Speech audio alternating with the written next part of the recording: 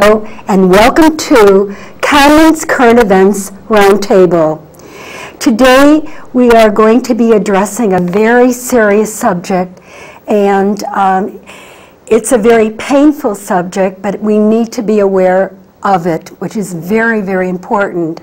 And today is the reason I brought on a very special guest. Her name is Mitzen. She's a family counselor in private practice in Northbrook, Illinois. And our topic is suicide, teen suicide, and how it can be prevented. Thank you for coming on the show, and welcome to Cahnmann's Current Events Roundtable. One of the reasons I thought that this was very important, a friend of mine, her son is now, he's a young man in his early 30s, and he is attending the 4th funeral of one of his friends. And the 4th funeral is in suicide. And it is, I mean, I know he's in a lot of pain, and talking to a few people that I know, they have had so many different suicides, teen suicides going on, some from our local high schools. I know there's been several in Glenbrook North, there's been Glenbrook South, there's Lake Forest, Buffalo Grove. I mean, just to name a few, and I'm sure you can mention a lot more. My God, what is going on? Why is there so many suicides coming on now? And where are the parents here? What's really going on? I think that's the problem that we're having. There has been an enormous rate of suicides on the North Shore, especially in high school. And in the past 18 months, there's probably 20 just in the schools that you've mentioned in total. The parents, I think, are not being present with their children, and you know, everyone thinks it can't happen to me, and it's not going to happen to my kid, and he gets really good grades, you know, and so you kind of talk yourself out of it. And also you think of it's going to happen only in places that are bad neighborhoods, you know, where the parents aren't around, the kids are basically raising themselves. But here it's the North Shore, where everybody seems to have, the kids have so much. Well, I think that's a problem. You know, I think the competition is enormous, from grades to baseball to tennis to all the activities, and they're overscheduled. But I also think that social media has played a huge part in today's teen suicide rate, because there's bullying, and there's bullying online, and there's bullying through texting, and that goes everywhere. Pictures that girls use themselves to look good. Well, those pictures are forever online, and they go everywhere. They don't, you know, those girls are 16, they're going to grow up, and those pictures don't go away. And you're talking about pictures that are they're showing their body parts more or less. They're exposing themselves. Absolutely. And sometimes I remember Wiener, the senator, representative, and he thought his picture was only going to his girlfriend or woman that he was seeing, or whoever it was. And meanwhile, it was going all over. And it's, you know, look what happened to him, and look at you know, some of the other people. The ramifications of putting yourself online is that it's forever there, and there is a chance of being bullied and made fun of, and that goes to self-esteem and friends, and you know, such as Facebook and Instagram, and all the likes you can get, and all the people that you could be friends with, and I think it really makes your self-worth falter, you know, really. Do you see more suicides going on with girls or boys, or is it doesn't matter? I think it's a mix. And also, you know, I noticed you were a drug counselor too,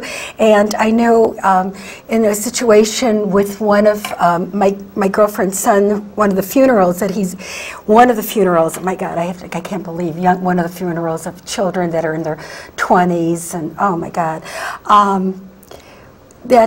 she was on drugs, Right. and she felt so depressed. She didn't know how to get off drugs. Right. She felt like such a failure, and she thought that the way out was killing herself. Well, I think that's, I think kids, especially teens, look at that very moment, and at that very moment, their life is not working out for them.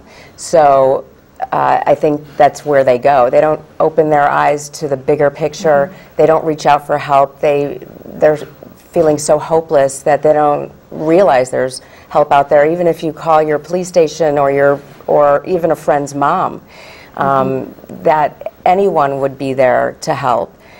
They just feel hopeless and helpless, and right. And the drug and it's not part, planned. Most of them aren't planned. There are some that are planned. Some aren't planned, but most of them, do you think, are? I think it's at that moment. Just a moment. It's a horrible situation, a bad breakup, because we're talking about relationships. The first relationship. If you don't get into a school, if you don't get into a fraternity, if it's the competition of getting into a good school, and like I said, getting good grades. It's so stressful that teens do turn to drugs. And drug abuse in Lake County is at 90%. And 90% of high schools and junior highs, that's outrageous. And we're talking about high school. What about junior high? Junior high schools.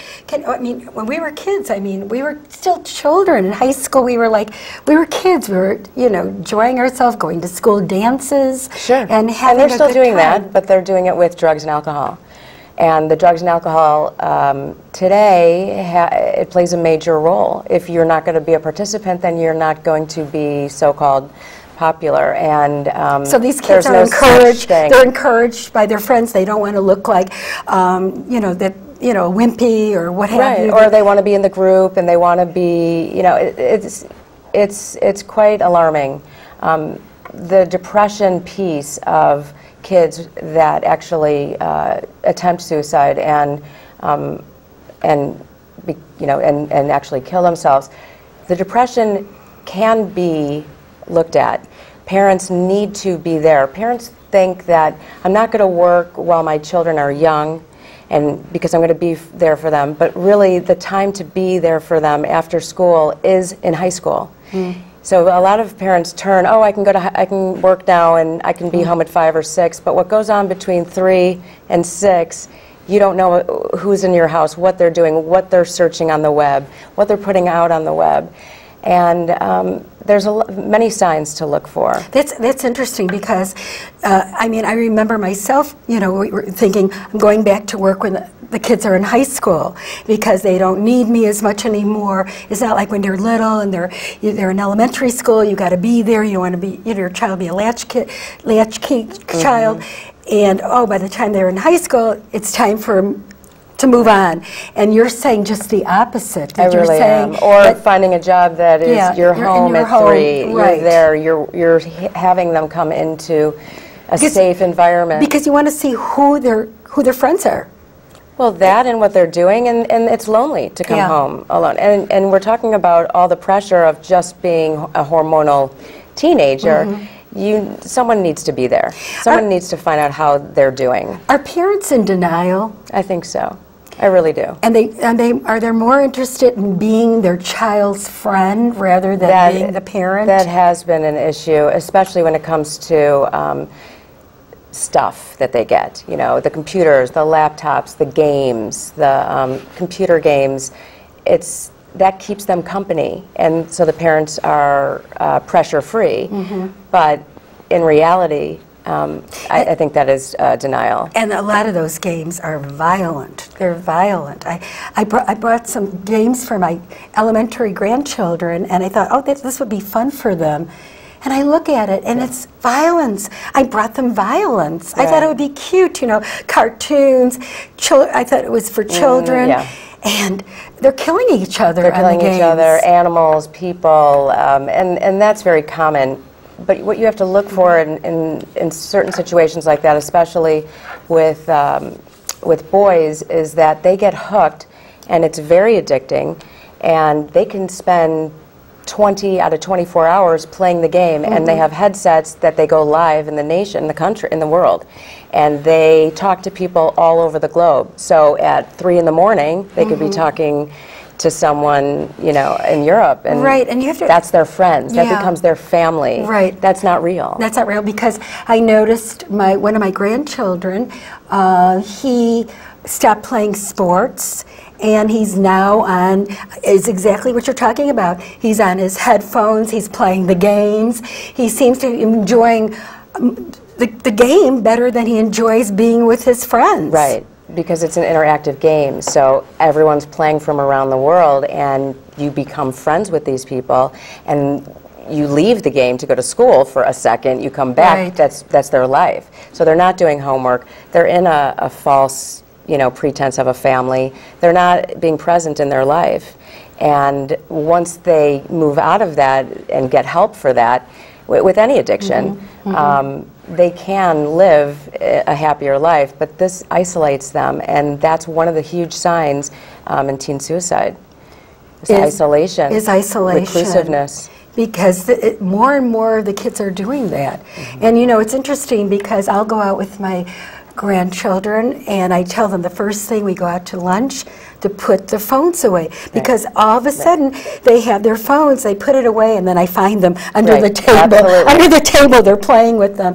And who are they talking to? They're talking to their friends. Meanwhile, we have conversation. I mean, I think the art of conversation is no longer there anymore. That not only do they not want to talk during dinner or lunch or wherever, you know, you're taking them to, but they're not calling each other. I mean, we still call each other on the phone. I call my friends. I hear their voices. They hear my voices. Nowadays, in order to reach your family or your grandchildren, you have to text them. That's the only way they're going to be reached. Because it's easy. It really is easy. I mean, don't they want to hear our voices, or the grandparents' voices, or their beautiful? Well, I do believe that grandparents would open a huge door with the relationship with their grandchildren if they did text and learn how to text, because kids don't want to talk. They don't have time. They want to, how you doing? But if they have time to text, they don't have time to talk? It's about 1 second. So it's like, you know, they don't want to get on the phone. Hi, how are you? This is an easy world. It's fast, and it's furious, and it's right now. And that, I think, is a big problem that does lead to a depression such as a suicide attempt, because if they need it now. And instant gratification. Instant gratification. And that brings me to, you know, the James Dean theory of, he was a great actor, and he was very young, but he is forever famous because he died young. And if you look on Facebook and Instagram and all the other web pages, websites, they're glorified. We love you, we miss you, and that goes on forever. Those pages don't come off because those people are gone. And I think kids get the wrong impression and how much they were loved, or how much they loved these kids when they didn't really give them the time of day. Do they realize that once they're gone forever? And besides, and another question is that I also, you know, as a therapist, have treated families with people that have had, with parents that there were suicides.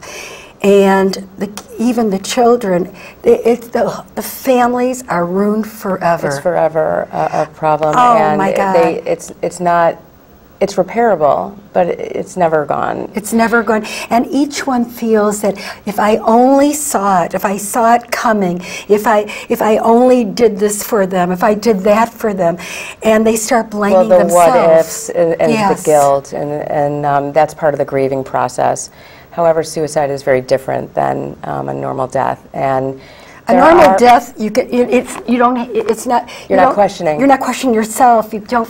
It's not. You don't feel. Or what did I see? Or what did I do? You know, they went to the doctor. You know, they did as much as they could possibly do. But in a suicide, the blame upon oneself is so strong. Right, and a community has to make that happen. It's not just the parents, of course. We don't know what goes on behind closed doors, but the community is also responsible. The schools are also responsible. After school activities, everyone has to be aware of these kids. I I really do believe that if we came together as a community and did, had programs around this and had crisis counselors and people, 1-800 numbers for emergency, that would be... They used to have those emergency hotlines, yes. I remember. Yes. I don't think they exist anymore. No, well, if they do, call I the don't... hospital, but they're afraid. They're afraid to do that. Why are they to afraid say that their real feelings? Because or if they'll get in trouble. Or maybe they're afraid. Maybe the people that are on the other end are afraid of lawsuits as well. So everybody's afraid. Yeah, I would never be afraid of that when it comes to someone's life. But I'm wondering if the hotlines were, it's a possibility of those. I'm talking about people on hotlines. But what are some of the signs? I think our viewers need to, because our viewers are made up of parents, they're made up of grandparents, aunts, uncles, friends, all kinds of people, teachers, people that that children are close to. What are some of the signs if you have a grandchild or if you have a child or you have a friend? What are some of the signs and symptoms of depression or of possible somebody that may be thinking about suicide? Mm-hmm. What are things that we need to watch out for? I think the lack of enthusiasm, a loss of appetite. Mm-hmm. As far as drug abuse goes, really be proactive into what they're doing. If you're their friend on Facebook, if you're not their friend on Facebook, get on Facebook. Mm-hmm. Be their friend. My kids cannot be on Facebook without me, because if they're writing something inappropriate, I want to know. I also see a lot of their friends writing things inappropriate, and I will, kind of step in a little bit if I can. Once it's on Facebook, can you delete it? Sure. Okay. Oh, yeah, absolutely. So for those that don't know about Facebook, it can be deleted. Right. Any of those websites really can. Okay. So loss of appetite, the drug abuse, looking in, seeing what's going on in their room, if there's something hidden, like agitation, like hidden as far as alcohol or marijuana or pills, antidepressants and anti-anxiety and some of the parents have some of these drugs themselves, right? And so you have to see if something's missing out of your cabinet. When they're taking, ADHD medication and selling it at school, because that's a really big thing for tests, and you have to be aware of what's going on. You cannot keep prescription medication not locked up when you have teenagers and college kids, and it goes for everybody, really. Right. But the behaviors is either, I see a lot of sleeping, a lot of in the dark, a lot of the games, lots of that, a lot of obsessive thoughts, and that goes on with most things, such as depression and drug abuse. So reclusiveness, not going out with friends, not talking to the parents. And I think a very important part too is if your child was not like this, and all of a sudden you see this change of everything you're talking about. Sure. So well, your child that's noticeable. That's noticeable because some of these signs, sometimes, there are children, you have some children that maybe one is more animated than the other, but if you have a child that's been very animated and it's, it's the lack of joy. Yeah, right. It's the lack of They have joined this and they've been on the baseball team and they've been on the basketball team, and all of a sudden you see them no longer wanting to be absolutely a sign you should absolutely get them help as soon as possible. Bring them to a counselor, your rabbi or your priest, anyone that you can help them find and navigate help for them. And you always have to find the right fit. It's very hard to do that with teens because they have a lot of stipulations. But being proactive as a parent and making them do it, it should not be a thought. And also a sibling. I think it's important that if another sibling sees or hears something, or a friend, they need to reach out. They need to reach out if they know you that their could save brother someone's or sister. life. Yes, because I know somebody recently that actually saved their friend's life by calling and they knew that their friend's going to get mad, they're going to be called a narc or, you know, or a tattletale or whatever they're called these days.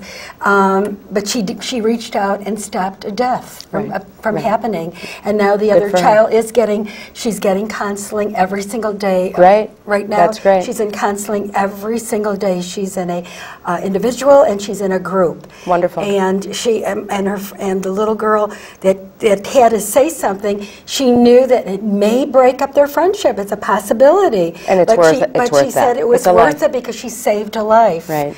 And that's a smart girl. And that's you want absolutely. to be able to run to an adult in case when you see something or you hear something, you have to tell somebody. You really do, regardless of the friendship, because you could save their life. And I think parents have to be aware of too many activities. You know, when we were kids, and I think we talked about it a little bit before, that we had free time. You know, downtime. Downtime. I guess that's what it's called, downtime. And we would come home from school, do our homework, and then we would go out and play. We would find anybody that was willing to play. Right. We would form hide and seek. We would play penner, baseball, touch football. We'd form our own teams. Right. And everybody in the neighborhood was included. If you were young, if you were a little kid or a little bit older kid, the neighborhood all joined together. It doesn't happen like that anymore. And it doesn't. Now there's locked doors, and you have to be afraid because of other risks that have occurred in our communities.